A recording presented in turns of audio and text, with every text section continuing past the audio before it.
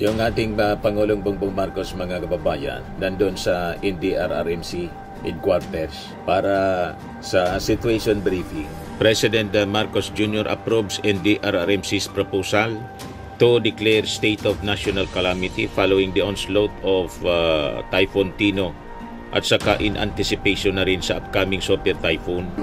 Nandun ngayon sa Visayas para asikasuhin nga ang relief and support ng pamahalaan doon, ay kailangan na natin pag-isipan kung ilan doon, kung sino doon ang pwede nang Commander Helicopter Black Hawk Chopper makes emergency landing in southern Leyte, sabi ng Philippine Air Force, kasi pumalya yung makina. Tuluma na yung ating mga gamit, mga kababayan, pero nandyan ang pagpursige ng ating Philippine Air Force. Nagbabagang mga balita at pagtalakay sa mga isyu na lipungan. Pulsa, opinyon, banat at paglalantad sa katotohanan. Pulsa, what you see is what you get. You decide. Ito mga kababayan, si Dante Maravillas. Yung ating Pangulong Bongbong Marcos, mga kababayan, nandun sa NDRRMC headquarters para sa situation briefing sa matinding pagtama ng baha sa Cebu. Nasa latest mga kababayan na report ng NDRRMC, umabot na sa 114.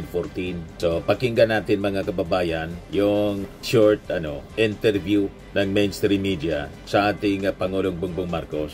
By the way, dineclare na pala ng ating Pangulong Bongbong Marcos ang state of national calamity. Breaking news ngayon, President Marcos Jr. approves NDRRMC's proposal to declare state of national calamity following the onslaught of Typhoon Tino at saka in anticipation na rin sa upcoming Super Typhoon.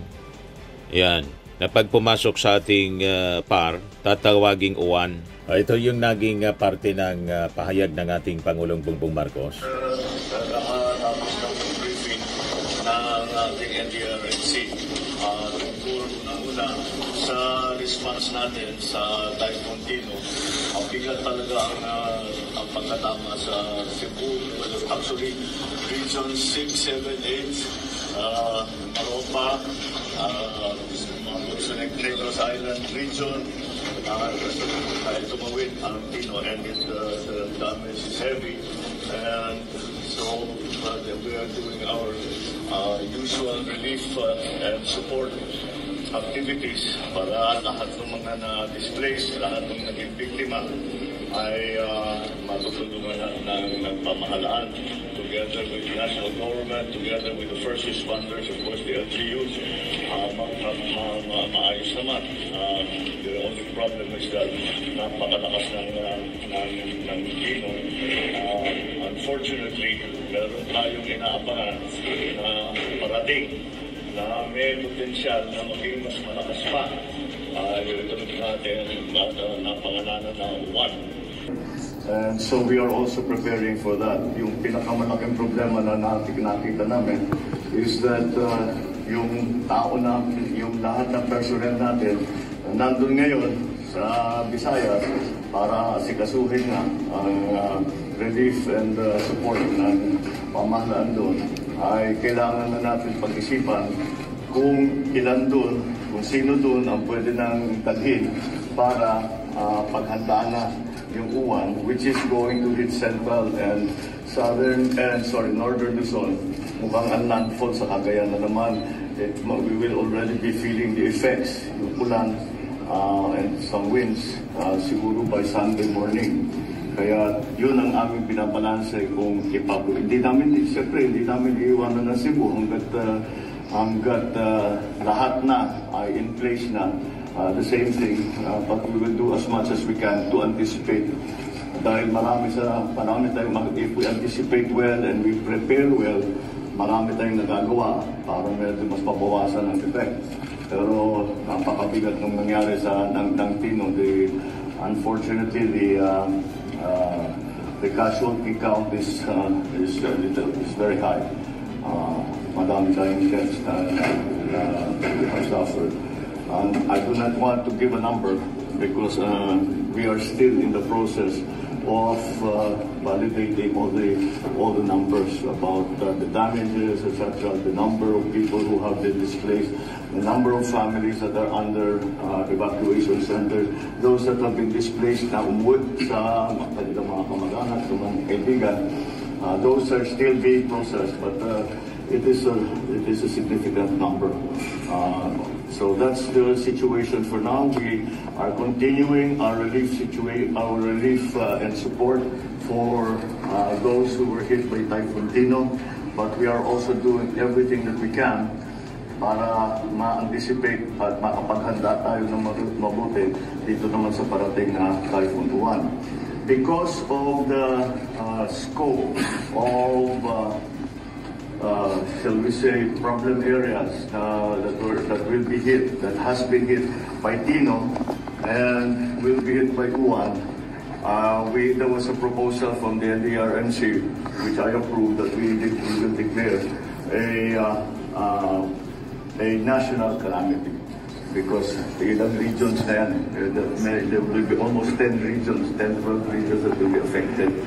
So, pagka ganun karami, ganun ang scope, then we will really have to, then it is a national calamity. So, that gives us quicker access to some of the emergency funds, number one. Secondly, mapapabilis ang ating procurement so that we don't have to go to the usual bureaucratic procedures and we can immediately provide assistance to the victims of the storms.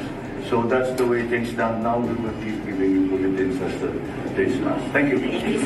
O ngayon, despite the national calamity, state of calamity mga kababayan, yung mga DDS influencers and politikos, wala pa ring tigil po sa pag-atake sa ating presidente. Wala silang pinipili. Mga kababayan na panahon, ginagamit nila itong calamity para siraan ang ating Pangulong Bongbong Marcos. Yan, post ni Rowena Guanzon, mga kababayan. Yan, nakikiramay daw siya, pero sabay panira, mga kababayan, sa ating Pangulong Bongbong. Kikiramay po tayo sa mga kapatid natin sa Cebu, mga higala diya sa Cebu. Igo gid aning Super Typhoon Tino, yan nagkamatay, 28 as of yesterday, dagway ng account, 28 ng patay, tagan to kay missing.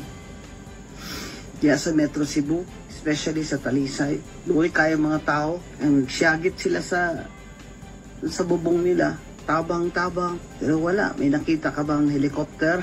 May nakita daw na helicopter. May helicopter po na sana sasaklolo. Namatay nga yung 6 na mga sakay. You see? Hindi mo yon alam, Attorney Rowena Guanzon. At may isa pa, may helicopter na lumipad para sumaklolo. Kaya lang may problema. Kasi luma na yung mga helicopters natin. Muntikan na rin na bumagsak. Ito yung unang helicopter, mga kababayan, na nadisgrasya. 6 yung patay. O sasaklolo sana doon sa mga nasalanta. Commander helicopter Black Hawk chopper makes emergency landing in southern Leyte, sabi ng Philippine Air Force. Kasi pumalya yung makina. Luma na yung ating mga gamit, mga kababayan. Pero nandyan ang pagpursige ng ating Philippine Air Force na sumaklolo. Baka gusto ni Attorney Rowena Guanzon na sumuong kasama yung ating mga Philippine Air Force sa peligro para sa mga rescue operations. Despite the dangers, dapat sana nga preventive evacuation po. Dito sa amin yun ang pinapractice. In fact, yan ang turo ng NDRRMC, mga kababayan. Preemptive evacuation kasi ang problema, ang kasagsagan ng calamity, ng baha, ng bagyo, hindi man pwedeng ura-urada lalabas yung ating mga rescue personnel mula sa Air Force, mula sa Army, mula sa Coast Guard, mula sa Navy, mula sa lahat na mga responders. Kasi lalabas niyan, sila yung madidisgrasya. Nangyari na yan sa Bulacan. Hindi nakinig sa mga advisories ng ating mga authorities, yung mga residente nakulong sa baha po, na trap. Kasama mga kababayan sa nadisgrasya, yung rescue personnel. Kasi kasama sila sa natrap. Pinilit na sakluluhan yung mga natrap sa baha. So hindi po yun advisable. Sa kasagsagan ng calamity, lalo bagyo baha, susuong sa peligro, pati yung mga rescuers. Mangyayari niyan, damay pati yung mga rescue personnel. Hindi man po sila mga Superman. Importante yung preemptive evacuation. Ngayon, ano nangyari dito sa Cebu? Ang nangyari sa Cebu kasi, inutil yung mga flood control projects na nagpagawa yung idol ni Roy Naguanzon, yung mga Duterte. Yan mismo yung sabi ni Governor Baricuatro. Kaya nangyari itong dilubyo sa Cebu, mga kababayan. Hindi na kaya ng mga flood control. 343 flood control projects pinagawa ng previous administration, 168 sa present administration. So, more than double, mga kababayan, yung pinagawa ni Digong. Ano epekto? Wala po. Mismo by admission by Governor Baricuatro po. Yan interview ni Karen Davila. Dapat ito isaksak sa baga ni Attorney Roy Naguanzon. Ito, pakinggan ninyo uli, mga kababayan. Na-replay ko na to, interview ni Karen Davila sa ANC kay Governor Baricuatro. Most of it ay talaga pong ghost, substandard, at yung bulk water ay problemado. Substandard, Karen. So all of the flood control projects are either ghost or substandard in Cebu province. Yes, Karen. Wow. Ito yung pinapaimbestigan ng ating Pangulo. If you don't mind, without giving details, ilan po ang naimbestigahan po ng team ninyo? We've submitted the report, Karen, and we'll just allow the investigative body to reveal the details. Okay. All right, okay. So I will leave you on that. But do you believe that it was the 2019 past ito pinagawa. who is responsible? Definitely, Karen. Because I'm just here. It's just over 100 days. And by the time I got here, that's when the flood control, the president announced it during his SONA. Remember, that was around July when he was the one who talked about the flood control projects. So has it been many years that the past administration, or that the province has been receiving flood control funding? Ilang taon na po? Alam niyo po ba ilang taon na? Panahon pa po ba ni Duterte? Ganun po ba hanggang ngayon? I think 2019. 2019, yes. Ano ka ngayon, Roy Naguanzon? Diba? Paya ka ngayon. 2019, mga pinagawa ng mga flood control projects ng previous administration. Pagkatapos, sisisihin ninyo yung ating Pangulong Bongbong Marcos. Ito yung mga pinagawa. Mga kababayan, panoorin ninyo. Is mo na ang status sa Mananga River nga naa sa Barangay Mohon, Talisay, Lawaan, San Isidro. So nang guba gyud siya. Kita ninyo, naging balikotsa na po. Ilang gi-construct nga control project sa flood.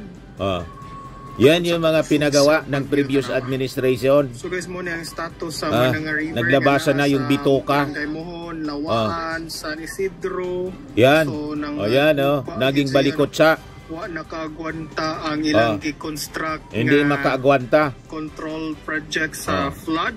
Sa flood. Ito yan yung resulta. Sa Bagyo Tanawa. Umayos ka, Attorney Roy Naguanzon.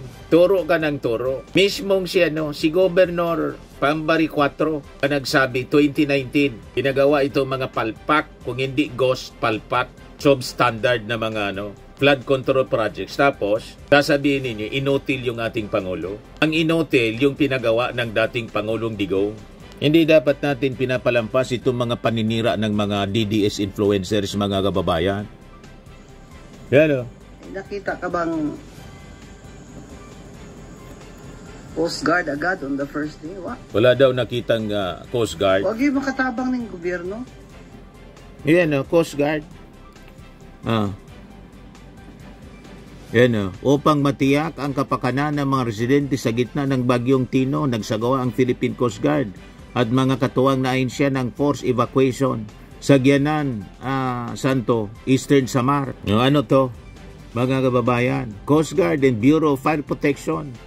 Mula sa Regional Office 8, mga polis ang nagpatrolya tumulong sa paglilikas. You see? Anong tawag mo dyan, Roy Naguanzon? O ito yung DSWD, 3 days ago.